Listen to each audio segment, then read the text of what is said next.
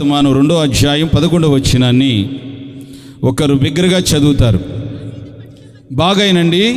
లూకాసు వర్తమానం, మీరు మీ దగ్గర బైబిల్ ఉంటే ఆ బైబిల్ అలా ఓపెన్ చేసి డాక్టర్ లూకా గారు రాస్తున్నటువంటి సువర్తమానం 2వ అధ్యాయం 11వ వచనాన్ని చదువుతారు. దావీదు పట్టణమందు నేడు రక్షకుడు మీ కొరకు పుట్టి ఉన్నాడు, ఈయన ప్రభు అయిన క్రీస్తు. చప్పట్లు కొట్టండి గట్టిగా, ఆర్భాటముతో గట్టిగా. కుర్చీలో ఉన్నవాళ్ళు మీ చేతులు గట్టిగా సంతోషముతో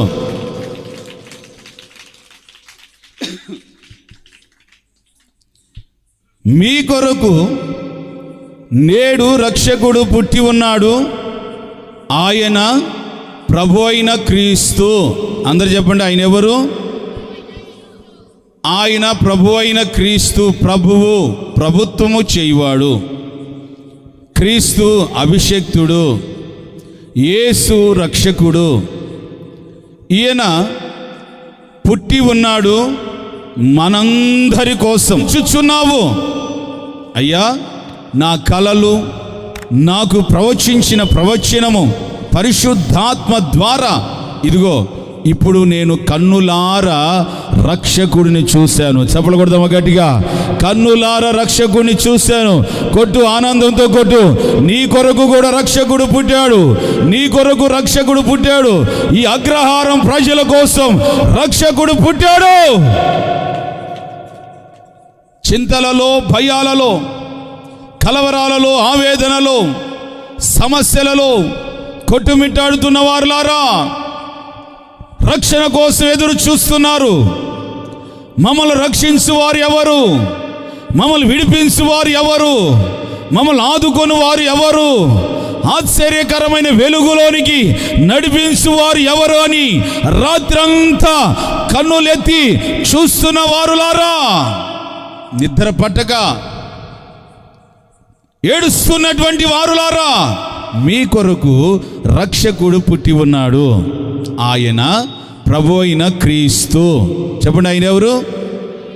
నీవు ఈ రాత్రి యేసు క్రీస్తుని విశ్వసిస్తే ఆయన 2024 సంవత్సరాల కిందట పుట్టి పెరిగి పెద్దోడై మనందరి కోసము 3 మ్రేకుల మధ్య వేలాడి కొరడాలతో దెబ్బలు తిని 3 మ్రేకుల మధ్య వేలాడబడి ఆయన ఆ శిలువలో ప్రాణం పెట్టి ఆయన తీసుకెళ్లి సమాధిలో పెడితే 3వ రోజున ఆయన పునరుద్ధానుడై లేచాడు. హల్లెలూయా చెప్పండి, ఆయన పునరుద్ధానుడై లేచాడు. నాతో ఒకడు అన్నాడు, మా ఫ్రెండ్, 3 మేకులు పీక్కోలేని మీ దేవుడు మిమ్మల్ని రక్షిస్తాడురా అని. ఆయన 3 మేకులు దిగగొట్టించుకుంటేనే మనకు రక్షణ కలుగుతుంది. ఆమేన్ చెప్పాలండి, హల్లెలూయా. 3 మ్రేకులు దిగగొట్టించుకుంటేనే మరణపు ముళ్ళును విరిచి సమాధిని గెలిచిన దేవుడు 3 మేకులు పీక్కోలేడా అండి? అనవసరమైనటువంటి మాటలు చాలామంది మాట్లాడుతూ ఉన్నారన్నమాట. ప్రియ సహోదరి సహోదరా, ఈ రోజున ప్రభు అయినటువంటి యేసుక్రీస్తు ఆయన ఆత్మస్వరూపిగా ఎక్కడ 2 లేక 3 కూడి ఆయన నామాన్ని స్మరిస్తారో, స్తుతిస్తారో, వారి మధ్యలోనికి, వారి గుండెల్లోనికి, వారి కుటుంబంలోనికి ఆయన మహిమా స్వరూపిగా ఆయన జన్మిస్తున్నాడు. చప్పలు కొడదామా గట్టిగా? మీ కొరకు రక్షకుడిగా పుడుతున్నాడు, రక్షకుడిగా పుడుతున్నాడు. పండగలు వచ్చినప్పుడు అందరు పండుగలు చేస్తూ ఉంటాం. పండుగలు వచ్చినప్పుడు ఇంటికి సున్నాలు కొడుతూ ఉంటాం. మన మొక్కలకు కూడా కొట్టుకుంటూ ఉంటాం. కొత్తగా డ్రెస్సులు లాగపడుతూ ఉంటాం. పండగలు వచ్చాయని ఎంతో సంబరాలు పడిపోతూ ఉంటాం. మంచిదే. ఆ పండగలో ఉన్నటువంటి ఆనందం, ఆ పండగలో ఉన్నటువంటి సంతోషం ఈరోజున మనిషిలో ఉందా? పక్కన వాళ్ళు నవ్వారని వీరు నవ్వకపోతే నవ్వాలని యాక్టింగ్ చేసి నవ్వుతూ ఉన్నారు. గుండెల్లో ఉన్న బాధలు అంతే ఉన్నాయి, మనస్సులో ఉన్న ఆవేదనలు అంతే ఉన్నాయి, మనిషి పడుతున్నటువంటి వ్యధలు అంతే ఉన్నాయి. వాటిలో నుంచి మనిషి విడిపించబడలేకపోతున్నాడు. బ్రతికించబడలేకపోతున్నాడు. గుండెల నిండా దుఃఖముతో నిండిపోయి కన్నీరు జారువాడుకుండగా మింగుతూ ఆ కన్నీళ్ళ మధ్యలో, కనపడనటువంటి కన్నీళ్ళ మధ్యలో ఈరోజు చాలామంది పైకి నటిస్తూ ఉన్నారు. పైకి చాలామంది నటిస్తున్నారు. కనుక ఈ రోజున నిజ రక్షకుడు నీలో పుడితే ఏ క్షణాన, ఏ సమయాన నీలో జన్మిస్తాడో ఆ రోజే ఒక నిజమైన క్రిస్మస్. చప్పట్లు కొడదాము గట్టిగా. ఆ రోజే నిజమైనటువంటి క్రిస్మస్. క్రిస్మస్ అనుగా ఏంటంటే క్రీస్తుని ఆరాధించుట. చెప్పండి, క్రిస్మస్ అంటే ఏంటి?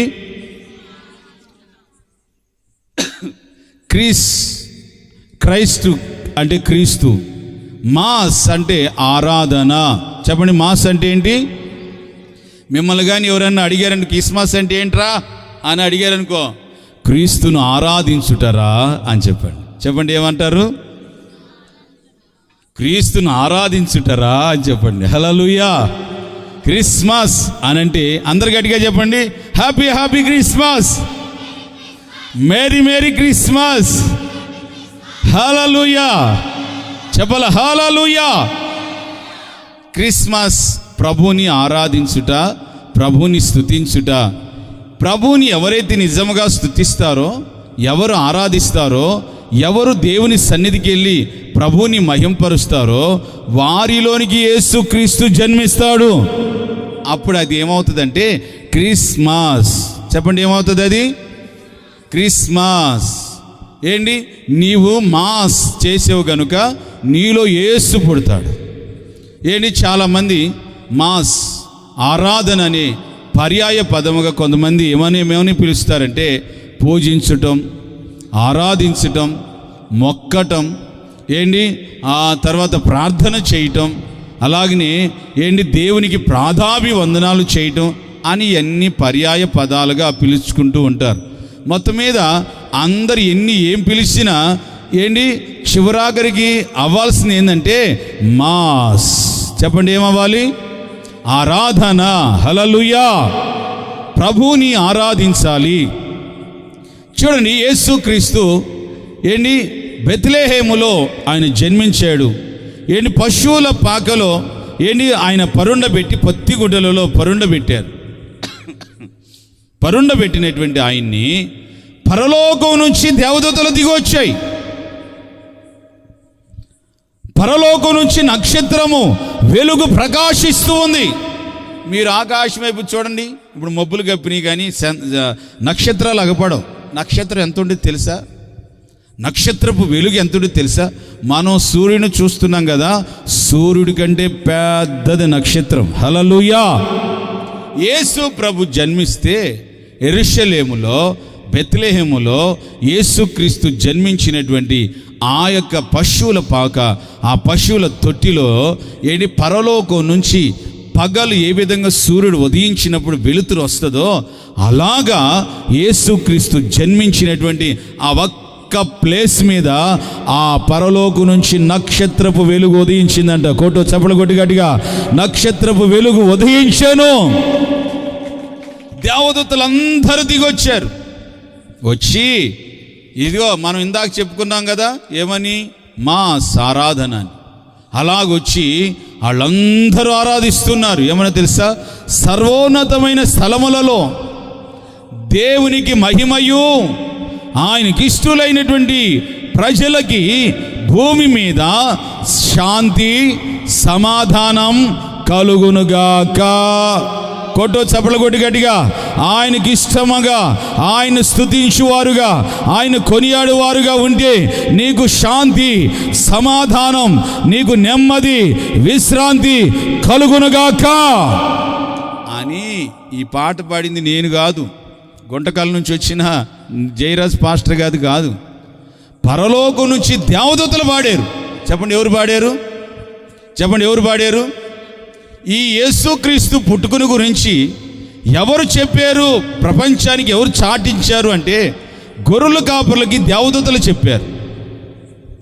గొర్రెల కాపర్లకి దేవదూతలు చెప్పారు. దేవదూతలు పరలోకంలో ఉండలా, యేసు ప్రభుతో పాటు భూమి మీదకి వచ్చారు. ఇది కళ్ళబొల్లి మాటలు కాదు, కల్పించినటువంటి పుక్కిట పురాణాలు కాదు. యేసుక్రీస్తు జన్మ అనేక పాపులకు, దుర్మార్గులకి, దుష్టులకి ఒక గొప్ప రక్షణార్థమైన కార్యముగా మిగిలిపోయింది. దేవునికి స్తోత్ర. అనేకులు రక్షణార్థంగా దేవుడు మార్చి ఉన్నాడు. ఆయన పుట్టుక ద్వారా మనందరి జీవితాలలో ఏమేమి కలిగాయో స్పష్టంగా 1, 2, 3 మాటలు క్లుప్తంగా నేను చెప్పి ముగిస్తాను. శ్రద్ధగా ఆలకిస్తారు. మీకు టైం కూడా ఇస్తాను. కరెక్ట్గా 10 గంటలకల్లా ముగించేస్తా. హల్లెలూయా చెప్పాలండి. హల్లెలూయా. నా వాక్యం తర్వాత ఆరాధనలో మనం నడుచుకుందాం. అపోస్తుల కార్యం చదువుతారు ఒక మాట. కాదు మొదట ఆదికాండం 3వ అధ్యాయం 14వ వచనం. ఆదికాండం 3వ అధ్యాయం 14వ వచనం. అందుకు దేవుడైన యెహోవా సర్పముతో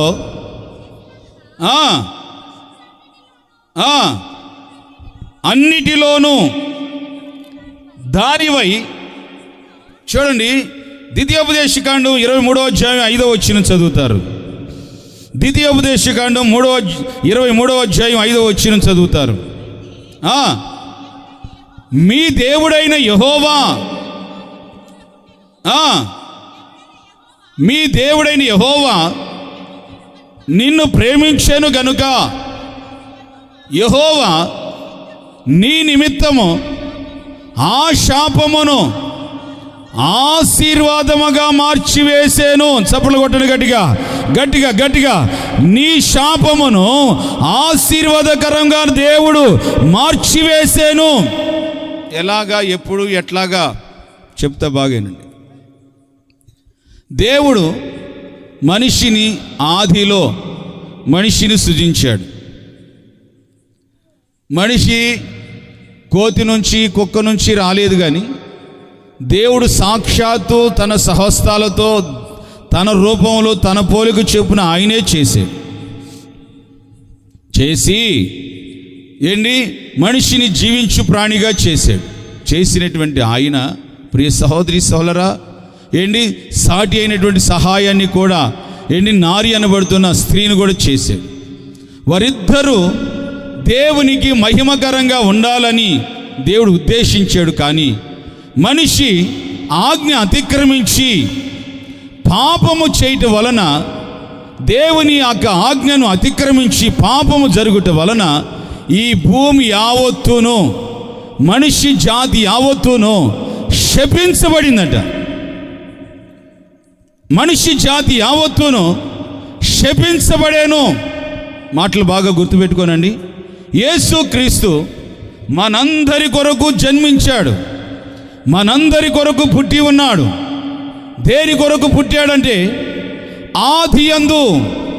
ఆదిలో మొట్టమొదటి ఆదాము చేసినటువంటి పాపము శాపముగా సకల మానవ జాతికి మారిపోయింది.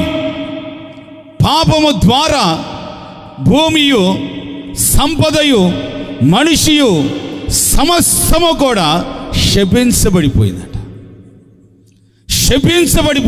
ఈ రోజున ప్రియ సహోదరి సోదరా, మనిషి జీవిస్తున్న జీవితం ఇది కాదు. మనిషి తింటున్నాడు, పని చేస్తున్నాడు, సాయంకాలానికి వస్తున్నాడు. అనేకులు దుర్వ్యసనాలతోనూ, తాగుడు అలవాట్లతోనూ, సిగరెట్లతోనూ, మత్తు పానీయాలతోనూ మనిషి ఇలాగ అనేక బంధకాలలో కూరుకొని పోయి వాటిలో నుంచి లేవలేకపోతున్నాడు. ప్రియ సహోదరి సోదరా, కష్టపడి చెమటోర్చి దుక్కిని దున్నుతున్నారు. ఎందుకు దున్నవలసి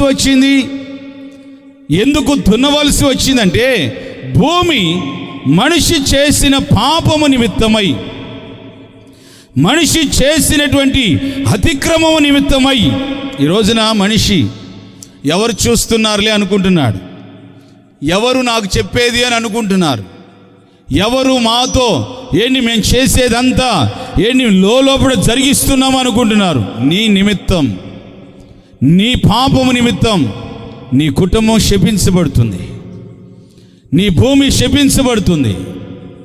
నువ్వు సంతోష సమాధానాలతో అనేక సంవత్సరాలు సుఖ సంతోషాలతో బ్రతకాల్సిన నీ జీవితం ఈ రోజున కన్నీళ్లు అన్నపానాలుగా మార్చబడిపోయి నీ జీవితంలో ఒక నెమ్మది లేకుండగా, ఒక సమాధానం విశ్రాంతి లేకుండగా భయంకరమైనటువంటి స్థితిగతులలో మనిషి రోజున ఒక శాపాన్ని అనుభవిస్తున్నారు. ప్రియ సహోదరి సహోదరులారా, ఈ శాపభరితమైన జీవితాన్ని యేసుక్రీస్తు ఈ లోకానికి పుట్టింది ఎందుకనంటే ఆయన ఆది నుంచి వెంటాడుతున్నటువంటి పాపము ద్వారా కలుగుతున్న పాపమును శాపమును ఈ రెండిటిని కొట్టివేసి తుడిచివేయాలని యేసుక్రీస్తు ఈ లోకానికి రక్షకుడుగా పుట్టాడు. చప్పలు కొడదాం గట్టిగా, ఈ లోకానికి రక్షకుడుగా పుట్టాడు. నీ శాపాన్ని, నీ పాపాన్ని, ఆది ఆదాము చేసినటువంటి పాపము ద్వారా మనిషిలో ఈ రోజున పాప బీజం అనేది ఒకటి ఏర్పడింది.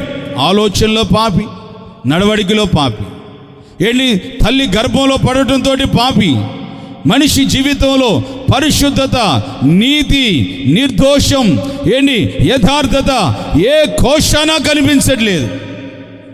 పాపము ద్వారా మరణాన్ని సంపాదించుకొని మరణించి అగ్ని ఆరదు, పురుగు చావదనేటువంటి స్థలములోనికి వెళుతున్నారు. కనుక ప్రియ సహోదరి సహోదరా, ఏ శాపకాండాన్ని నేను వెంటాడుతుంది, ఏ పాపములో నువ్వు నిలిచి ఉన్నావో, ఏ అక్రమాలలో నువ్వు నిలిచి ఉన్నావో, ఏ భయంకరమైనటువంటి శపించబడినటువంటి బ్రతుకులో నీ జీవితం కొనసాగించబడుతుందో ఒకసారి ఆలోచించండి. యేసు ప్రభులు వారు 2024 సంవత్సరాల కిందటి భూమి మీద పుట్టాడు అని అంటే ఆయన పుట్టుక ద్వారా ప్రతి మనిషిలో కలుగుతున్నటువంటి పాపము శాపమును కొట్టివేయటానికి యేసుక్రీస్తు ఈ భూమి మీదకి దిగి వచ్చి ఉన్నాడు. దేవునికి స్తోత్ర. ఆయన సస్యరుడిగా జీవిస్తున్నటువంటి ఆ రోజుల్లో సస్యరుడిగా జీవిస్తున్నటువంటి ఆ రోజుల్లో అనేక అద్భుత కార్యాలు, ఆశ్చర్య కార్యాలు చేస్తున్నాడు. యేసుక్రీస్తు చక్కగా సువర్తమానాలు చెబుతున్నాడు. గుడ్డి వాళ్ళకి చూపునిస్తున్నాడు, కుంటి వాళ్ళకి నడవటానికి కాళ్ళునిస్తున్నాడు. మనస్సు చెదిరిపోయి మానవత్వము తప్పి భయంకరమైనటువంటి విషపూరితుడిగా పశుప్రాయులాగా బ్రతుకుతున్న మనిషిని ఒక చక్కటి మనిషినిగా దేవుడు మారుస్తున్నాడు. ఒక రోజున ఆయన్ని ఒక ఇంటికి భోజనానికి పిలిచారు. తిన్నగా ఆయన్ని భోజనానికి పిలిస్తే ఆయన స్వార్థపడు భోజనానికి పిలిచినవాడు.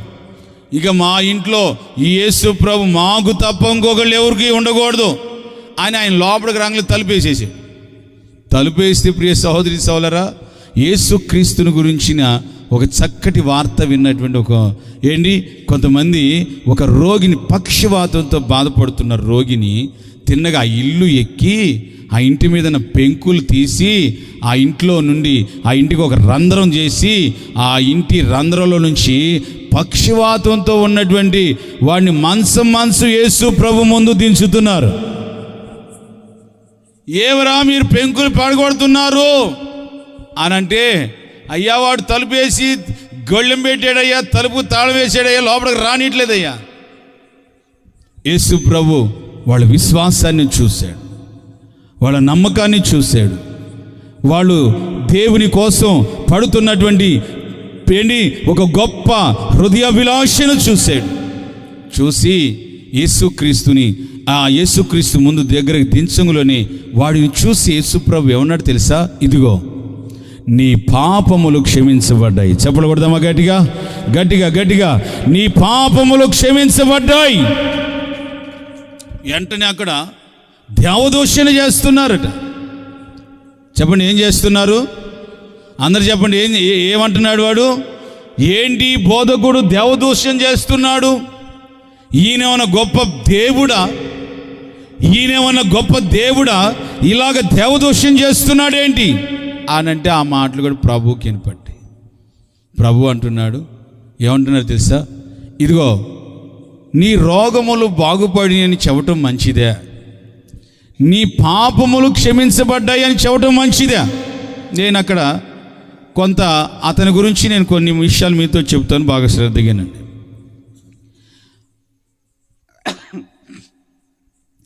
అతనికి ఆ స్థితి ఎందుకు వచ్చింది? దేవుడంటే బలం ఉన్నప్పుడు, శక్తి ఉన్నప్పుడు, డబ్బు ఉన్నప్పుడు, అన్నీ ఉన్నప్పుడు అతను దేవుడంటే అతనికి ఒక విశ్వాసం లేదు. దేవుని మందిరానికి రాడు, దేవుని స్తుతించరు, దేవుని ఆరాధించరు, దేవుడంటేనే లెక్క లేకుండా తిరుగుచూ ఉన్నారు. అనేకమైనటువంటి పాపములు చేసి చేసి చేసి ఆ పాపము ఒక శాపంగా మారి అతడు పక్షవాతముతో మూతి వంకరపోయి, చెయ్యి వంకరపోయి, కాలు వంకరపోయి అలాగా ఆ పడకల మీద పడిపోయి ఉన్నాడు. ఇప్పుడు అదే ప్రభు చెప్పినట్లుగా వాడిని కాలు చెయ్యి బాగుపడుట మంచిదే అని నేను బాగు చేసాను అనుకో. ఇప్పుడు యేసు ప్రభు కానీ బాగు చేసాడు అనుకో, వెంటనే వాడు ఏం చేస్తాడు తెలుసా? వాడు పాత అలవాట్లు ఏమేమి ఉన్నాయో, వాడి పాత రోత అలవాట్లు ఏమేమి ఉన్నాయో, తాగేవాడా తాగుతాడు, మరలా పరిగెత్తుకుంటూ పోయి తిట్టుపోతా మరలా తిడుతూ ఉంటాడు, దొంగ మరలా పోయి దొంగతనాలు చేస్తూ ఉంటాడు, వ్యభిచార మరలా పోయి వ్యభిచారాలు చేస్తూ ఉంటాడు, నరహంతకుడు మరలా నరహంతలు చేస్తూ ఉంటాడు. ఎటు కాదని దేవుడు ఏం చేశాడు తెలుసా? ఇదిగో పూర్తి స్థాయిలో హృదయ అంతరంగములో గూడుగట్టుకుపోయినటువంటి ఈ రోజున మనిషి యొక్క ఆదాము యొక్క బీజం, ఆలోచనలో పాపి, తలంపులలో పాపి, కంటి చూపులో పాపి, హృదయ అంతరంగములో ప్రతి యోచనల ద్వారా పాపము జరిగిస్తూనే ఉన్నాడని యేసు ప్రభులు వారు తెలియజేస్తున్నారు. మనిషి నిలువెల్లో ఒక పాపంతో ఆ పాప శాపముగా మార్చబడి ఆ మనిషి భయంకరమైనటువంటి నిలువున నీరైపోతున్నటువంటి పరిస్థితి. అటువంటి మనిషిని హృదయ అంతరంగంలో గూడుగట్టుకుపోయినటువంటి ఆ పాపమును దేవుడు అంటున్నాడు, ఇదిగో నీ పాపములు క్షమించబడ్డాయి. చప్పట్లు కొడు గట్టిగా. నీ శాపము తొలగించబడింది, నీ పాపములు తొలగించబడ్డాయి, నీ పాపములు క్షమించబడ్డాయి. నీవు ఇదిగో నీ శాపము యావత్తును ఆశీర్వాదకరంగా మారుతుంది. ఆమేన్. హల్లెలూయా, హల్లెలూయా. ఈ యేసుక్రీస్తు ఇందుకు పుట్టాడు. చెప్పండి, ఎందుకు పుట్టాడు యేసు ప్రభు? చెప్పండి, ఎందుకు పుట్టాడు యేసు ప్రభు? శాపమును ఆశీర్వాదకరంగా మార్చడానికి. నువ్వెవరైనా సరే ఈ శబ్దాంతరాల ద్వారా ఆలకిస్తున్న నీ బ్రతుకులో, ఈ క్రిస్మస్ సందేశములో దేవుడు నీతో మాట్లాడుతూ ఉన్నాడు. ఏ శాపములో, ఏ పాపములో, ఏ భయంకరమైనటువంటి వ్యసనాలలో కూరుకొని పోయి ఉన్నావో, ఆ పాపము ద్వారా ఒక శపించబడినటువంటి బ్రతుకు, ఏది కలిసి రాక కష్టపడిన జీతమంతా హాస్పిటల్ పాలవుతూ, వడ్డీలు పాలవుతూ, నీ జీవితంలో ఏది కలిసి రాక వేసినటువంటి వ్యవసాయంలో సరైన పంట లేక అప్పుల పాలైపోయి బ్రతుకా చావా అనుకుంటూ బ్రతుకుచున్నావేమో. నీ యొక్క శాపమును యేసుక్రీస్తు రక్షకుడుగా ఈ లోకానికి దిగి వచ్చాడు. ఆయన నీకు ఆశీర్వాదకరంగా మార్చివేయునుగాక, ఆయన నీకు దీవెనకరంగా మార్చివేయునుగాక. ఈ అగ్రహారము ప్రజలారా, నా దేవుడు నిన్ను ఆశీర్వదించునుగాక, ఆయన యొక్క పుట్టుక ద్వారా నిన్ను దీవించునుగాక. నీవు విశ్వసించినట్లయితే నా దేవుడు నిన్ను ఆశీర్వదించునుగాక. యేసుక్రీస్తు కంటే ముందుగా యోహాను వచ్చాడు, యేసు ప్రభు పుట్టాడు. వీరిద్దరూ కూడా పరలోక రాజ్యాన్ని గురించి చెబుతున్న చక్కటి విషయం ఏంటంటే, అబ్రహాము మా తండ్రి, అబ్రహాము మా తండ్రి అని చెప్పుకుంటున్నారట. కానీ భయంకరమైన వ్యసనాలలోనూ మనిషి మీద ఓర్చుకోలేని కోపాలతోనూ, ఈర్ష్యలతోనూ, పగలతోనూ, ప్రతీకారాలతోనూ మనిషి జీవిస్తున్నాడు. మనిషి విధమైనటువంటి తమ్ముడని కానీ, అన్నని కానీ, మమకారాలు ఏ కోశాన లేకుండా మనిషి జీవితంలో ఓ భయంకరమైనటువంటి వ్యసనాక్రాంతులుగా మార్చబడిపోయారు. వారి నిమిత్తం యేసు ప్రభు వాళ్ళు చాలా విషయాలు చెబుతున్నారు. అబ్రహాము మా దేవుడు, అబ్రహాము యొక్క మా తండ్రి, అబ్రహాము దేవుడే మా దేవుడు అని చెప్పుకుంటున్నారు. ఇప్పుడు మనవాళ్ళు కూడా చాలామంది పండగలు వస్తే యేసు ప్రభు మా దేవుడని ఆ రోజున బాగా కొత్త బట్టలు కట్టుకుంటాం, చక్కగా పిండి వంటలు వండుకుంటాం, అన్నీ బాగా చేసుకుంటాం, మా దేవుడు అనుకుంటాం. కానీ నీ హృదయంలో ఉన్నటువంటి ఆది ఆదాము యొక్క బీజం, ఆది ఆదాము యొక్క పాపము, ఆ పాపము ద్వారా కలిగిన శాపం ఎప్పుడు పోవాలి, ఎలా పోవాలి? ప్రియ సహోదరి సహోదరా, నిజముగా యేసుక్రీస్తు నీ కోసం పుట్టాడు. నీవు ఆయన విశ్వసించి, యేసయ్యా నన్ను రక్షించవా, యేసయ్యా నన్ను కాపాడు, యేసయ్యా నా శాపమంతయు కొట్టివేయి అని నువ్వు ప్రార్థన చేస్తుంటే తప్పక నా దేవుడు ఓ గొప్ప ఉన్నతమైనటువంటి ఆశీర్వాదాలని నా దేవుడిని కలుగ చేయునుగాక. ఒక గొప్ప విలేకరు ఉన్నాడు. చెప్పండి, ఏ లేఖరు? అందరు స్వరమే చెప్పండి, విలేకరు. చెప్పండి, ఏ వేకరు? చెప్పండి, ఏ వేకరు? విలేకరు. ఇలాగనే నేను బ్రదర్గా ఉన్నప్పుడు మా పాస్టర్ గారి దగ్గర చక్కగా వాక్యం చెబుతూ ఉన్నాడు. చెబుతూ ఉంటే చక్కగా ఆ వాక్యం అంతా విన్నాడు. ఆయన ఈ లేఖరని మాకు తెలియదు, ఎప్పుడు తెలిసిందంటే చెబుతానండి బాగా. వాక్యం అంతా విన్నాడు చక్కగా. ఆ వాక్యం అయిపోయినాక అందరూ వచ్చి ప్రార్థన చేయించుకుంటున్నారు. ప్రార్థన చేయించుకుంటుంటే ఆయన కూడా వచ్చి ప్రార్థన చేయించుకోలేదు. కానీ ఆయన ఏమడిగాడు తెలుసా? అయ్యా ఒకసారి మా ఇంటికి రండి, మా ఇంట్లో ఒక కడుగు వచ్చి ప్రార్థన చేసి వెళ్ళండి బాబు అని అడిగాడు. సరే, మా పాస్టర్ల పని ఇంక ఇదే కదండి, ప్రార్థన చేయటం తప్ప ఇంక వేరే పని లేదు మాకు, ప్రార్థన చేయటమే ఒక పని. బాగానండి. ప్రియ సహోదరి సోదరా, పాస్టర్ గారితో పాటు అలాగా కొంతమంది విశ్వాసులు అలాగే వెళ్ళాం. ప్రియ సహోదరి సోదరు, నేను ఆ ఇనప గేటు ఓపెన్ చేయకముందే ఆడ ఒక నిట్టాడుంటే దానికి వాళ్ళ కొడుకుని సంకెళ్ళేసి కట్టేశారు. చెప్పండి, ఏమేసి కట్టేశారు? సంకెళ్ళేసి కట్టేశారు. అందరూ మామూలుగా అయితే కుక్కను కట్టేసుకుంటారు. చెప్పండి, ఏం కట్టేసుకుంటారు? కుక్కను కట్టేసుకుని ఉంటారు. కానీ వాళ్ళ కొడుకుని కట్టేశారు అక్కడ సంకెళ్ళేసి. వాడికి ఒక చిన్న షెడ్డీ ఉంది, ఎదిగాడు, పెద్దోడే, కానీ ఏ డ్రస్సు లేదు, ఎండుకలు అలా పెంచుకొని ఉన్నాడు, పళ్ళు బాగా ముందుకు పెరుగున్నాయి. ఏంటండి ఈ అబ్బాయి ఇలాగయ్యాడంటే, ఇతడు ఇలాగ పిచ్చోళ్ళలాగా చిన్నప్పటి నుంచి బాగానే ఉన్నాడండి, కొంచెం వచ్చిన తర్వాత అలాగ మారిపోయాడు, నాకు అర్థం కాలేదు. ఇదే ఉందండి, కొంచెం లోపలికి రండి అని ఆడకపోతే వాళ్ళ భార్య పిచ్చిదాల్లాగా ఆ ఇంట్లో అన్నీ పడవేసుకుంటా అన్నీ గెంటి వేసుకుంటా, ఆమె కూడా సరైనటువంటి వస్త్రాలు లేక భయంకరమైనటువంటి కంపు ఆ ఇల్లంతా, 1-2తో కంపు. ఆయన చెప్పినటువంటి విషయం, ప్రియ సహోదరి సోదరా, ఆ ఇంట్లో మేము ఒక గొప్ప భయంకరమైన ఎవరు చేసిన పాపమో ఒక శాపముగా మా ఇంట్లో అనుభవిస్తున్నామయ్యా, మీరు వీరి విషయమై ప్రార్థన చేస్తారని పిలిచేమో అని చెప్తే, ప్రియ సహోదరి సోదరా, అలాగా పాస్టర్ గారు మేము విశ్వాసులు అందరూ కలిసి చేతులెత్తి స్తోత్రాలు చెప్పి అలాగా కన్నీళ్లతో ప్రార్థన చేసి వచ్చాం. దేవునికి స్తోత్రం. ఈ ఇంట్లో ఉన్నటువంటి ప్రతి దురాత్మ, ప్రతి శాపం, ప్రతి పాపం కొట్టివేయండి ప్రభు అని అలాగ ప్రార్థన చేసి తిన్నగా ఆ భయంకరమైనటువంటి పరిస్థితులన్నీ చూస్తే ఆ రాత్రి నిద్రపట్టలేదు. ఒక దయ్యాల్లాగా ఉన్నారు వాళ్ళు అక్కడ. ఆ ఇంటావిడ కూడా అలాగా ఎండుకలు అలా పెంచేసుకొని భయంకరమైన కంపులో అలాగుంటే అవి చూసి వచ్చిన తర్వాత ఆ కొడుకు ఆ ఇంటి ముందు కట్టేసి ఉంటే వాడు లాక్కోలేక అవన్నీ తెంచుకుంటూ ఉన్నాడు, పెద్ద సంఖ్యల శబ్దాలు. పరిస్థితి అని అలాగ వచ్చాం. ప్రియ సహోదరి సోదరా, ఆ ప్రార్థన చేయొచ్చినటువంటి ఆ మరుసటి 2-3 రోజుల కాడి నుంచి వాళ్ళలో ఒక గొప్ప కార్యాన్ని ప్రభు జరిగించటం ప్రారంభించాడు. దేవునికి స్తోత్రం.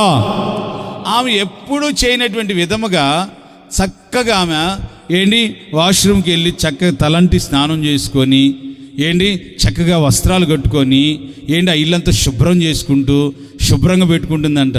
ఆ పిల్లోడు కూడా ఏంటి ఎప్పుడు అమ్మ అని కానీ నాన్న అని కానీ ఏంటి ఒక జ్ఞానంగా పిలిచినట్టుగా లేదట. ఆ రోజున అమ్మ సంఖ్యలు తీయకూడదా నాకు అని ఎప్పుడు పిలువనటువంటి పిలుపుతో పిలిచాడట. ఇదేదో ఆయన విలేకరు గారు అప్పుడు చెప్పాడు, నేను విలేకరనండి, వీధిలో ఉన్నటువంటి వార్తలన్నీ రాస్తాను కానీ నా ఇంట్లో పరిస్థితే బాగాలేదు. దైవజనులుగా ఎప్పుడైతే వెళ్ళి ప్రార్థన చేసామో ప్రియ సహోదరి సహోదరా, ఆ ఇంటిలో ఉన్నటువంటి ప్రతి శాప కాండను దేవుడు కొట్టివేస్తే ఆ ఇంట్లో ఉన్నటువంటి ఆ విలేకరు గారు తన యొక్క కుమారుని తన యొక్క భార్యని ఎంటబెట్టుకొని ఆదివారం దేవుని సన్నిధి తీసుకొచ్చేసాడు. చెప్పలు కొడదామా గట్టిగా? దేవుని సన్నిధికి తీసుకొచ్చాడు. గుట్టుగా కూర్చొని ఉన్నారు వాళ్ళు. హల్లెలూయా! గుట్టుగా కూర్చొని ఉన్నారు దేవుని మందిరంలో. ఏంటి చివరిలో చూడు మాట్లాడుకుని చూడు, ఏంటి చివరిలో ప్రార్థన చేస్తుంటే వీళ్ళు వాళ్ళే కదండి, వాళ్ళేనండి. మీరు వచ్చి అలాగ ప్రార్థన చేశారా? యేసు ప్రభు మా ఇంట్లో చిన్నగా కార్యం ప్రారంభించేశాడు. చప్పలు కొట్టండి గట్టిగా. మా శాపం అంతా కొట్టివేశాడు. మా కుమారుడు బాగుపరచబడ్డాడు. నా భార్య బాగుపరచబడిందండి. ఆ శాపమును ఆ పాపమును ఆశీర్వాదకరంగా యేసుక్రీస్తు మార్చివేయునుగాక. ఆమేన్. హల్లెలూయా చెప్పాలండి. హల్లెలూయా. యేసుక్రీస్తు మీ కొరకు జన్మించాడు. యేసుక్రీస్తు నేడు రక్షకుడుగా మన కోసం మనందరి కోసం పుట్టి ఉన్నాడు. ఈ రోజున ఎంతోమంది ఎన్నో విధాలైన మార్గాలు ఎన్నుకొని నడుస్తున్నారు. నీలో ఉన్న శాపం తొలగించబడిందా? కన్నీళ్ళు, ఆవేదనలు, ఏంటి సమస్యల మధ్యలో, నిందల మధ్యలో, అవమానాల మధ్యలో ఏంటి నీ జీవితంలో సరి అయినటువంటి ఏంటి ఆనందం సమాధానం లేక ఏంటి అలాగా ఏంటి నీ జీవితం కొట్టుమిట్టాడుతూ ఉన్నారు. యేసుక్రీస్తుని పూర్ణ మనస్సుతో, పూర్ణ ఆత్మతో, పూర్ణ వివేకముతో ఆయన ఆరాధించి సేవించి స్తుతిస్తే తప్పక నీ శాపమును ఏంటి నీ పాపమును ఆశీర్వాదకరంగా నా దేవుడు మార్చివేయునుగాక. ఆమేన్. రెండో మాటను మనం గుర్తు చేసుకుందాం.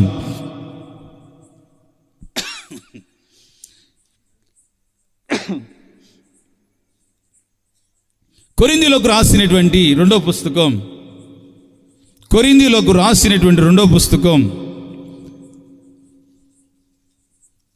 8వ అధ్యాయం 9వ వచనం చూస్తే, మన నిమిత్తము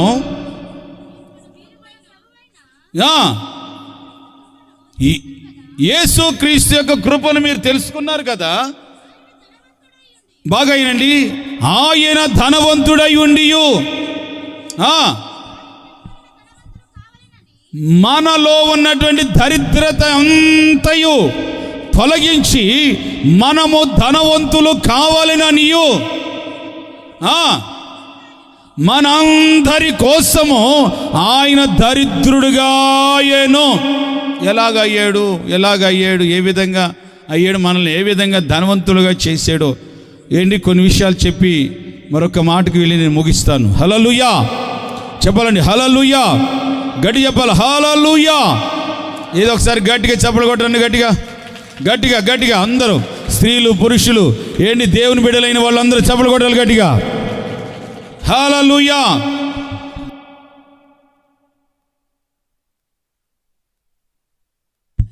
యేసు రక్తము రక్తము రక్తము. దానికి కూడా ఇక్కడ ఏం జరుగుతుందని వచ్చింది. క్రిస్మస్కి వచ్చింది. అది కూడా చెప్పండి, దేనికి వచ్చింది? క్రిస్మస్కి వచ్చింది. హల్లెలూయా. మీరైనా ఆరాధించేది, నేను కూడా ఆరాధిస్తానని వచ్చింది. మీరేమో దాన్ని తరిగి కొడుతున్నారు. హల్లెలూయా. పాట చివర్లో పాడుకుందాం. మనము ధనవంతులుగా ఉండాలని ఆయన మన మీద ఉన్నటువంటి దరిద్రత, పేదరికము అంతయు ఆయన మీద వేసుకొని ఆయనకున్న ఐశ్వర్యము, ఆయనకున్నటువంటి ధనము దేవుడు మనకిచ్చాను. దేవునికి స్తోత్ర. బాగేనండి. యేసు ప్రభు ఎక్కడ పుట్టాడు చెప్పండి, అందరూ స్వరమే చెప్పండి. బెత్లెహేములో ఎక్కడ పుట్టాడు? పశువుల పాకలో కూడా ఎక్కడ పుట్టాడు? స్వరమే చెప్పండి. ఎక్కడ పుట్టాడు? పశువుల తొట్టిలో. హేరోదు రాజు ఉన్నాడు, పిలాతు ఉన్నాడు, హన్నా ఉన్నాడు, అనేకమైనటువంటి యాజకులు ఉన్నారు, అక్కడ శాస్త్రులు ఉన్నారు, పరిసయ్యులు ఉన్నారు, ఎంతో మంది ధనికులు ఉన్నారు, గొప్పవాళ్ళు ఉన్నారు, ఎంతో మంది ఉండిరను యేసుక్రీస్తుల వారు పశువుల పాకలో, పశువుల తొట్టిలో, ఆయన గొప్పవారి ఇళ్లలో జన్మించలేదు, రాజుల ఇళ్లలో పుట్టలేదు. ఆయన మనందరి దరిద్రత, దాస్యపు అనుభవాన్ని ఆయన తీసివేయటానికి మనందరి కోసము యేసుక్రీస్తు పరలోకపు శ్రీమంతుడిగా ఈ భూమి మీదకి వచ్చి మనందరి కోసము పశువుల పాకలో పుట్టాడు. హల్లెలూయా చెప్పాలండి, హల్లెలూయా. కన్య మరియ ఆమె ఆ దినాన జనాభా లెక్కల గురించి వాళ్ళు ఉన్నటువంటి నజరేతు నుంచి ప్రియ సహోదరి సోదరులు బెత్లెహేమునకు వచ్చారట. వచ్చినటువంటి ఆ ఊరిలో ఆమె డెలివరీ సమయం సమీపించినప్పుడు, ఆమె ప్రసవ వేదన పడుతున్నప్పుడు ఒక్కొక్క ఇల్లు తట్టారు. పో మీరెవరో ముక్కు మొగ్గు మాకు తెలియదు, బయటికి వెళ్ళిపోండి. ఎక్కడ స్థలం లేదు ఆయనకి, ఎక్కడ యేసుక్రీస్తు జన్మించటానికి ఎవ్వరూ కూడా ఆయన్ని చేర్చుకోలేదట. తిన్నగా ఒక పశువులన్నీ కట్టేసి ఉన్నటువంటి పశువుల కొట్టం, పశువుల పాక, దానిలోనికి కొంచెం అడిగితే, అయ్యా ఇక్కడ పశువులు నివసిస్తున్నటువంటి స్థలంలో ఇక్కడన్నా మా భార్య అయ్యా ప్రసవ వేదన పడుతుందయ్యా, మరియా ఇక్కడన్నా ప్రసవించింది, కొంచెం స్థలం ఏంటంటే అక్కడ స్థలం ఇస్తే ప్రియ సహోదరి సోదరా భయంకరమైనటువంటి చలి పశువుల యొక్క వణికిపోతున్నటువంటి భయంకరమైన గడగడలాడుతున్నటువంటి చలిలో ఆమె యేసుక్రీస్తుకి జన్మనిచ్చింది. యేసుక్రీస్తు అలాగా జన్మించంలోనే ఆయన్ని పొత్తి గుడ్డలలో చుట్టి అలాగా పశువుల పాకలో పశువుల తొట్టిలో ఆయన పరుండబెట్టారట. ఆయన అక్కడ జన్మించిన తర్వాత ఇందాక మీతో చెప్పినట్లుగా దేవదత్తులు వచ్చారు, గొర్రెల కాపురులు వచ్చారు, రాజులు వచ్చారు, బంగారు సామ్రాణి బోళాలు ఎన్నెన్నో తీసుకొని వచ్చారు. ఎందుకో తెలుసా? ఈయన పరలోకపు రాజు. పిలాతు అంటాడు ఒక రోజున, ఇదిగో నువ్వు రాజువా అని అన్నప్పుడు, ఎస్ నువ్వు అన్నట్లుగా నేను రాజునే. చప్పలు కొడదామా గట్టిగా గట్టిగా గట్టిగా, నీవన్నట్లుగా నేను రాజునే, సత్యము నిమిత్తమై సాక్ష్యం ఇవ్వటానికి వచ్చినటువంటి రాజుని, పరలోకపు రాజుని. అంతటి గొప్ప శ్రీమంతుడు ఎక్కడ పుట్టాడు అని అంటే పశువుల తొట్టిలో, పశువుల పాకలో జన్మించాడు. ఎందుకో తెలుసా? మనందరి యొక్క దరిద్రత, మనందరి యొక్క దాస్యపు బ్రతుకు, మనందరి యొక్క కన్నీళ్ళకరమైనటువంటి బ్రతుకు తొలగించి ఆయన తెచ్చినటువంటి ఐశ్వర్యం. ఏంటిదా ఐశ్వర్యం అంటే? రక్షణ, మారు మనసు, బాప్తిస్వము, పరిశుద్ధాత్మ, పరిశుద్ధత. ప్రపంచమంతా నేటి రోజున ప్రియ సహోదరి సహోదరా ఇజ్రాయేలీల దేశం వైపు కన్నెత్తి చూస్తున్నారు. ఎందుకో తెలుసా? ఇజ్రాయేలీల దేశంలో ఒక యోధా గోత్రపు సింహం అయినటువంటి యేసుక్రీస్తు అక్కడ ఉన్నాడు అని. దేవునికి స్తోత్ర. అక్కడ ఉన్నటువంటి ప్రజలందరికీ ఎలా యుద్ధంలో జయం కలుగుతుంది అని అక్కడ యేసుక్రీస్తు జన్మించి అనేకుల యొక్క దరిద్రమైనటువంటి స్థితి ఏమిటితో చెబుతాను మీకు. దరిద్రమైనటువంటి స్థితి ఏంటంటే, మనము పశువుల తొట్టి, పశువుల పాకంటే భయంకరమైనటువంటి ఆడ కంపు వాసన, ఏది శుద్ధంగా ఉండదు, ఏది పరిశుద్ధంగా ఉండదు, అంత కంపు కొట్టే పరిస్థితులు. నేనంటాను, ప్రతి మనిషి యొక్క హృదయం ఎలా ఉంటుందో తెలుసా? ప్రతి మనిషి యొక్క స్టమక్లో ఎలా ఉంటుందో తెలుసా? భయంకరమైనటువంటి ఈ పశువుల తొట్టిలో ఉన్న వాతావరణమే మనిషి హృదయంలోనూ కడుపులోనూ ఉండేటువంటి వాతావరణం. ఎటువంటి దరిద్రమైనటువంటి స్థితిలో ఉన్నాడు మనిషి తెలుసా? పాప రోగ వ్యసనాల అనేకమైనటువంటి భయంకరమైనటువంటి రొత్సు పాపపు వ్యసనాలలో మనిషి కూరుకొని పోయి దానిలోని పొరలాడుతున్నటువంటి బ్రతుకు. ఆ బ్రతుకులో ఆయన ఐశ్వర్యం, ఏ ఐశ్వర్యం ఇది అని అంటే పరలోకపు ఐశ్వర్యం. ఆ ఐశ్వర్యమే బాప్తిస్వము, మారు మనస్సు, పరిశుద్ధమైనటువంటి జీవితం. ఈ పరిశుద్ధమైన జీవితం కొన్ని కోట్లు ఇచ్చిన ఎవ్వరు ఇవ్వలేనటువంటి ఐశ్వర్యాన్ని యేసు క్రీస్తును నమ్మిన తన ప్రజలకు ఇస్తున్నాడు. చప్పలు కొట్టిన గట్టిగా, తన ప్రజలకు పరిశుద్ధత, మారు మనస్సు, బాప్తిస్మపు అనుభవం. యేసు క్రీస్తు అనేక ప్రపంచ వ్యాప్తిగా ఒక గొప్ప శ్రీమంతులుగా దేవుడు మనల్ని చేశాడు. గొప్పవాళ్ళు, ఐశ్వర్యవంతులంటే కంటి నిండా కనకం, బిల్డింగుల మీద బిల్డింగులు, ఎదిగే మొక్కలు, కదిలే కార్లు ఉంటేనే ఐశ్వర్యవంతులు కాదు. అవన్నీ కనుమరుగైపోయాయి. నిజమైన ఐశ్వర్యం తెలుసా? ఒక నెమ్మది, ఓ సమాధానం, దేవుడిచ్చేటువంటి ఒక మంచి జీవితం, ఒక మారు మనసుతో కూడిన జీవితం. ఈ రోజున ఎన్నెన్నో ఉన్నాయి. బంగారు ఉంది, సైన్యాలున్నాయి, కులాలున్నారు, మతస్థులున్నారు, వర్గాలున్నాయి, సైనికులున్నారు. ఎన్ని ఉన్నా మనిషి నెమ్మదిగా నిద్రపోలేకపోతున్నాడు. ఇది దరిద్రం కాదంటారా? ప్రశాంతత లేదు, మరణ భీతిలో కొట్టుమిట్టాడుతున్నాడు. ఒకటి చాలని నలుగురిని సెక్యూరిటీని పెట్టుకుంటున్నారు, AK-47 గన్స్ తీసుకొని. అయినను నెమ్మది లేదు, సమాధానం లేదు.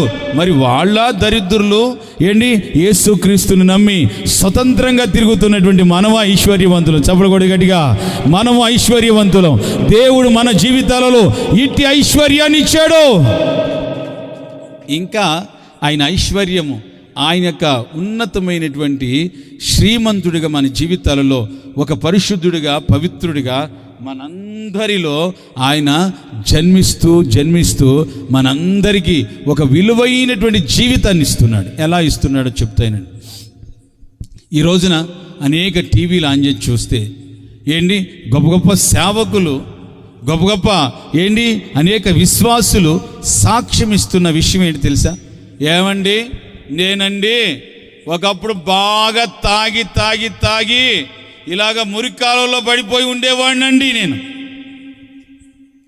ఒకప్పుడు నేను దొంగతనాలు చేసి అనేకుల ద్వారా కొట్టబడి, పోలీసుల ద్వారా కొట్టబడి కీళ్ళు కాళ్ళు ఇరగొట్టించుకున్నవాడిని. నేను పలానా చోట ఇట్లా చేశాను, పలానా చోట అట్లా చేశాను అని చెప్పి తర్వాత యేసు ప్రభు వాక్యము, యేసు ప్రభు ఆయన మాటలు నన్ను పట్టుకున్నాయి. యేసుక్రీస్తు వెలుగుమయముగా వచ్చి నన్ను దర్శించాడు. ఇప్పుడు ఆ బ్రతుకంతా దేవుడు నన్ను మార్చివేశాడు. హల్లెలూయా! ఆ బ్రతుకంతయు నాలో తొలగించి వేశాడు. ఇప్పుడు కేవలం నేను ఒక సువార్తికునిగా మారాను. ఒక వ్యభిచారి చెబుతుంది, నేను వ్యభిచారం చేసేదాన్ని. ఒక వ్యభిచారి చెబుతున్నాడు, నేను వ్యభిచారం చేసేవాడిని. దేవుడు ఇప్పుడు నాలో ఆ పాపము చేసే ఆలోచన లేకుండా చేశాడు. ఇది ఐశ్వర్యం. మనలో ఉన్నటువంటి దరిద్రతను తొలగించి ఆయన మనలను ఐశ్వర్యవంతులుగా చేశాడట. హల్లెలూయా!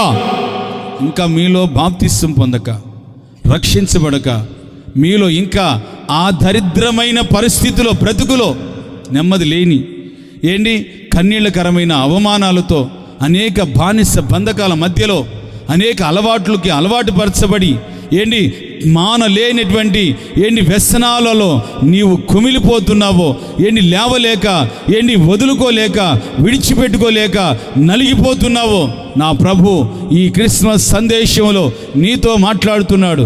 నిశ్చయముగా నీవు మారు మనస్సు పొంది యేసు క్రీస్తు సన్నిధిలో సాక్షిగా నిలబడతానని నువ్వు ఒక తీర్మానం చేయగలిగితే ఈ రాత్రి నీ దరిద్రత అంతయు తొలగించి నిన్ను ఐశ్వర్యవంతునిగా నా దేవుడు చేయునుగాక. ఆమేన్. యాకోబు, ముగిస్తున్నానండి. యాకోబు తన అన్నను మోసం చేసి తన తండ్రిని మోసం చేసి ఆస్తిని సంపాదించుకున్నాడు. మేనమామ దగ్గరికి వెళ్ళాడు. ఒకళ్ళని కాదు, ఇద్దరిని కాదు, నలుగురిని చేసుకున్నాడు. అయినా నెమ్మది లేదు, ప్రశాంతత లేదు. విస్తారమైన గొర్రెలున్నాయి, గొడ్లున్నాయి, దాసీలున్నారు, ఎన్నో ఉన్నా ఆయన జీవితంలో నెమ్మది లేదు. ఒక రోజున దేవుని యొక్క తండ్రి ఇంటికి తిరిగి రావటం ప్రయాణం కట్టాడు. తండ్రి ఇంటికి వస్తున్న మార్గంలో ఒక ఎబ్బోకు రేవు అనబడుతున్న ఒక రేవు దగ్గర అందరినీ పంపించి వేసి దేవుని దగ్గర ప్రార్థన చేయటం ప్రారంభించాడు. ఏమని తెలుసా? అయ్యా, నీవు నన్ను ఆశీర్వదించు అని ప్రార్థన చేస్తాడు. ప్రియ సహోదరి సహోదరులారా, యాకోబుకి ఈ లాబాను దగ్గర విస్తారమైన గొర్రెలు, విస్తారమైన గొడ్లు, మేకలు, ఎద్దులు అనేకము సంపాదించుకున్నాడు. మన సంపాదన ఈ రోజున బిల్డింగులు కడతాం, కార్లు కొంటాం. కానీ మనం ఆస్తి గలవారు అని అనుకోవటానికి ఇవి. అప్పట్లో ఆస్తి గలవారు అని అనుకోవటానికి ఆనవాల్సి ఏంటి అంటే, ఇవన్నీ ఎవరి దగ్గర ఎక్కువ ఉంటాయో అవి వాళ్ళు గొప్ప ఐశ్వర్యవంతులు అనమాట. హల్లెలూయా.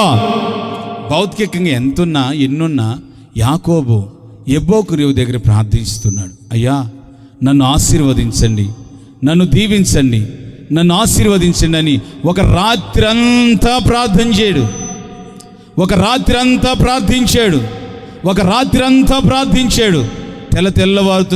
తెల్లవారుతున్నప్పుడు భూమిని ఆకాశాన్ని సృష్టించిన సృష్టికర్త అయిన దేవాది దేవుడు యాకోబు ముందుకు ప్రత్యక్షమయ్యాడు. చప్పట్లు కొడదామా గట్టిగా? యాకోబు ముందు ప్రత్యక్షమయ్యాడు. యాకోబు, ఏం చేయాలి నేను? అయ్యా, నీవు నన్ను ఆశీర్వదించు. ఏ ఆశీర్వాదాలు కావాలి? నీకు గొర్రెలున్నాయి, గొడ్లున్నాయి, మేకలున్నాయి, భార్యలున్నారు, దాసీలున్నారు. ఇంకేం కావాలి నీకు? నాకు ఆ ఆశీర్వాదాలు, ఆ సంపద, ఆ సిరి, ఆ ధనము నాకొద్దు. నాకు నీవు ఆశీర్వదించు. ఏ ఆశీర్వాదం అని అంటే, అతని జీవితంలో పరిపూర్ణమైన రక్షణ కావాలి, మారు మనసు కావాలి, నెమ్మది కావాలి, సమాధానం కావాలి.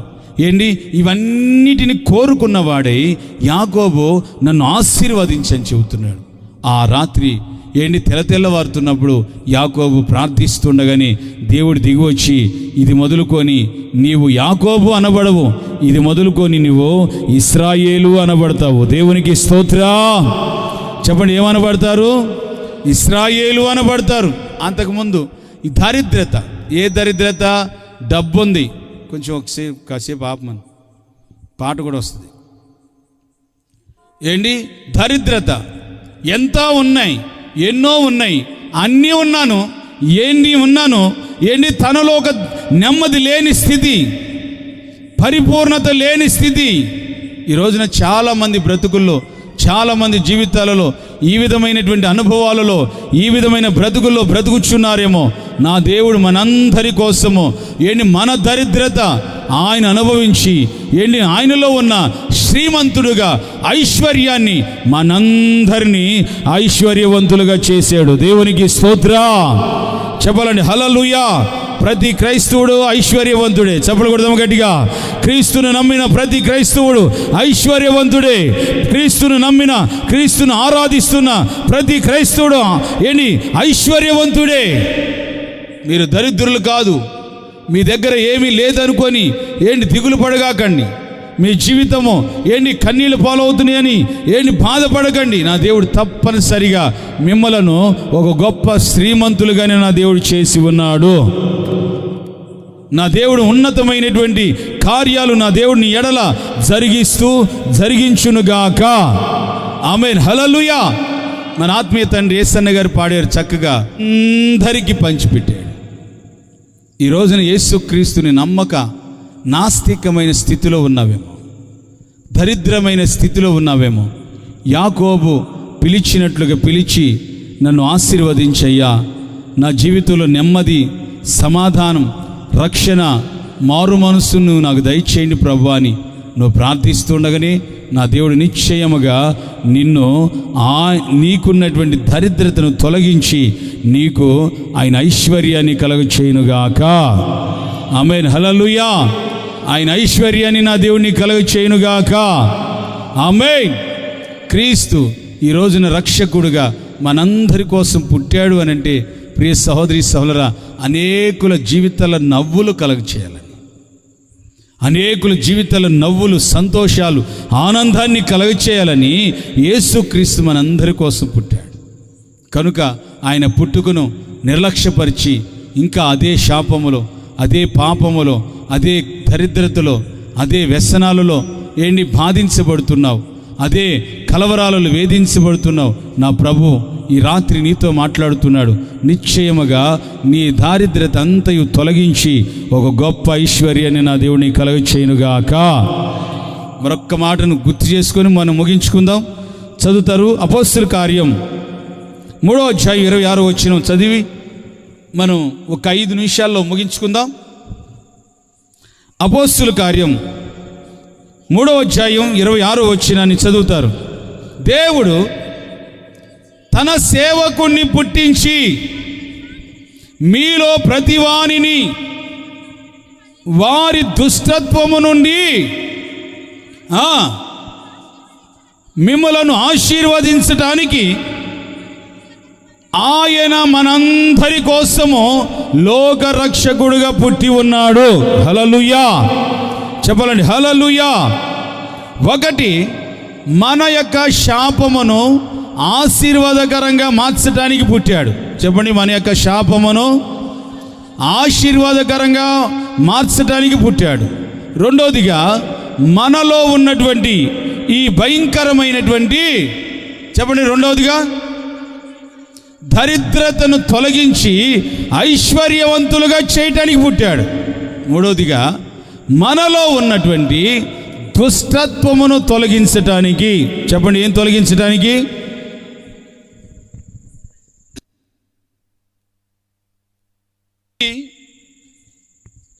దుష్ట శిక్షణ, శిష్ట రక్షణ అంటే దుష్టుని శిక్షించు, మంచివాణ్ణి రక్షించు అనంట. డాక్టర్ ఎవరి కోసం చెప్పండి? అందరు చెప్పండి, డాక్టర్ ఎవరి కోసం? ఆ పెద్ద ఆయన కూడా ఎక్కించు, మైకోటి ఇద్దాం, మాట్లాడతాడు. హల్లెలూయా. ఆ పెద్ద ఆయన కూడా ఎక్కించు, మైకోటి ఇద్దాం, మాట్లాడతాడు. రోజు మాట్లాడుకుందుకోలే పెద్ద ఆయన, మమ్మల్ని ఒక్కరోజు మాట్లాడుకొని ఇక్కడ. హల్లెలూయా, గడి చెప్పాలి. హల్లెలూయా. డాక్టర్ గారు ఎవరి కోసం చెప్పండి? కుర్చీలో ఉన్న వాళ్ళు చెప్పండి, డాక్టర్ గారు ఎవరి కోసం? రోగుల కోసం. దేవుడు ఎవరి కోసం అనంటే నశించి నరకానికి పాడైపోతున్నటువంటి వారందరినీ రక్షించటానికి దిగి వచ్చిన ఏకైక దేవుడు నేను ప్రకటిస్తున్న నజరేయుడైన యేసు. చప్పట్లు కొట్టు గట్టిగా. ఆయన పేరు యేసు. అందరు చెప్పండి, ఆయన పేరేంటి? యేసు. చెప్పాలి గట్టిగా, యేసు. సర్వే చెప్పాలి, యేసు. అగ్రహారం మొత్తం వినపడాలి, అలా చెప్పండి గట్టిగా. కుర్చీలో ఉన్న వాళ్ళు చెప్పండి, ఆయన పేరేమిటి? ఆయన పేరేమిటి? యేసు. గట్టిగా, యేసు, యేసు, యేసు. నీ పాపం పోవాలంటే, నీ వ్యసనాలు తొలగించబడాలంటే ఏంటి? ఏం చెప్పరు మీరు? మీకు తెలీదా మీకు? హల్లెలూయా, చెప్పాలండి హల్లెలూయా. మీకు రోగం వస్తే డాక్టర్ గారి దగ్గరికి వెళ్తారు. డాక్టర్ గారు ఎందుకనంటే ఒక రోగిని బాగు చేయటానికి. ఈ లోకంలో మనిషి దుష్టత్వముతో, పాపముతో, వ్యసనాలతో నశించిపోయి పాడైపోయిన మనిషిని బాగు చేయగలిగిన వాడు, బాగు చేసేవాడే నిజమైన రక్షకుడు, నిజమైన దేవుడు. నేను ప్రకటిస్తున్న నజరేయుడైనటువంటి యేసు. ఆమేన్. నశించిపోతున్నారు, దుష్టత్వముతో పాడైపోతున్నారు, దుష్టత్వముతో పాడైపోతున్నారు. మనిషి ఏమి కాదులే, ఏంటి ఎవ్వరూ చూడట్లేదులే అని ఏంటి ఎలా మార్చబడ్డాడంటే, ఎలా చేస్తున్నాడంటే బాగానండి. ఒక చిన్న ఎగ్జాంపుల్గా చెబుతాను. ఆ మధ్య మామిడికాయలు తోటలో నుంచి దారిలో వెళ్తూ ఉంటే దొంగతనంగా ఒక మామిడి పండు కోసుకున్నాడు. ఆ పంట దాటి దూరం వెళ్ళిపోయినాక ఇక ఒకటే మనసు గుంజుతుంది, తిను తిను తిను తిను. చెప్పండి, ఏమని గుంజుతుంది? ఇప్పుడు మీకు కూడా అనిపిస్తుంది, తినాలి, ఎప్పుడు తినాలి, ఎప్పుడు తినాలి, ఎప్పుడు తినాలి. చెప్పండి, మీకు ఎలా గుంజుతుంది మనసు? తిను తిను తిను తిను. బిర్యానీ వండాము, ఏం వండావు? పలావ్ వండారంట. ఓకే, తిను తిను తిను తిను. ఆడికి కూడా సంచిలో ఉన్నది, మాడికి సంచి వాడు తగిలించుకున్నాడు. ఆ సంచిలో మాడికి చూస్తాడు, గుమాయించి కొడుతుంది పండిపోయిన మామిడికాయ. ఏంటి, ఒకటే తిను తిను. సైకిల్ మీద పోతున్నాడు కానీ నెమ్మది లేదా మనిషికి. తినాలి తినాలి తినాలి తినాలి. మొత్తం మీద తట్టుకోవాలి. ఇంటికి కూడా పోకముందే హడావుడిగా ఆ సంచిలో ఉన్న తీసి ఇలాగ గట్టిగా రాసాడు, అటు ఇటు రాసేసి తినటం ప్రారంభించాడు. ఏంటి, దాని గుజ్జంతా సీగుతున్నాడు. దాని ఇత్తనాన్ని కూడా ఇడిచిపెట్టకుండా సీగి మొత్తం గుంజి పీల్చి దాని ఇత్తనాన్ని ఏం చేసిన, అమ్మయ్య అయిపోయిందని ఇసిరి పక్కన వేసి చెయ్యి కూడా నాకాడు గట్టిగా. మనోళ్ళు అన్నం తిని ఎండి పోయి అంతమటికి సంపూర్తిగా పోయి చేయి కడుక్కుంటారంటే కడుక్కోరు. ఆ చేతితో పాపం కాకినాన్ని ఇసురుతాంటే ఇసరు మొత్తాన్ని దాన్ని కూడా నాకుతూ ఉంటారన్నమాట వీళ్ళు. అంత పిసినారులు. ఆడు కూడా అట్లానే నాకాడు. ఇత్తనాన్ని ఇసిరేసి ఆడు చెయ్యి నాకి ఎవ్వరు చూడట్లేదని మూతి దుడుచుకొని బయలుదేరి వెళ్ళిపోయాడు. వాళ్ళ ఆవిడ కనిపెట్టేసింది, ఏంది నీ మూతి మామిడికాయ వాసన వస్తుంది? చెప్పండి, ఏ వాసన వస్తుంది? నీ మూతి ఏంది మామిడికాయ వాసన వస్తుంది? ఏంటండి నీ మూతి ఏంది? నాకు పెట్టకుండా, నాకు తీసుకురాకుండా మామిడికాయ ఎందుకు లేవే అంటే, ఇటు తీసుకొచ్చింది దొంగది. చెప్పండి, ఏ మామిడికాయ అది? చెప్పండి, ఏ మామిడికాయ అది? దొంగ మామిడికాయ.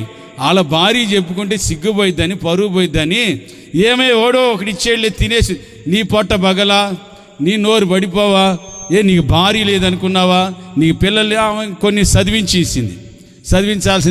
మీ పెళ్ళిళ్ళలో చదివిస్తారు, ఆ మాత్రం ఏంటి అక్కడ చదివించింది వాళ్ళ ఆయన దగ్గర. చదింపులు, మీరు చదింపులు అంటారు, ఏమంటారు ఇక్కడ?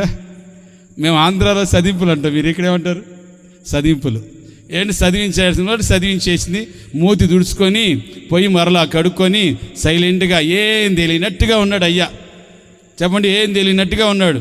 తిన్నగా ఏంటో ఒక వారం రోజుల తర్వాత తిన్నగా బయలుదేరి వస్తున్నాడు. నా దొంగ మామిడికాయ ఇత్తనం ఈడాడ పడేసానంటే, ఇదిగో నేనున్నాను అనుకుంటే మొలకెత్తింది. చెప్పండి, ఏమి ఎత్తింది? ఇదిగో నేనున్నాను అనుకుంటే మొలకెత్తింది. అమ్మో నా దొంగ మామిడికాయలో మొలకొచ్చిందే అనుకుంటున్నాడు. అమ్మో నా దొంగ మామిడికాయల నుంచి మొలకొచ్చింది అని అనుకుంటున్నాడు. మొత్తం మీద పోయాడు. ఏంటి, మరలా బజారు పనులన్నీ చూసుకుని మరలా వస్తుంటే దాని వంక చూశాడు. హలో, నేనున్నాను అంటుంది. ఎవరు? దొంగ మామిడికాయలో ఉన్న మొక్క. హలో, నేనున్నానని.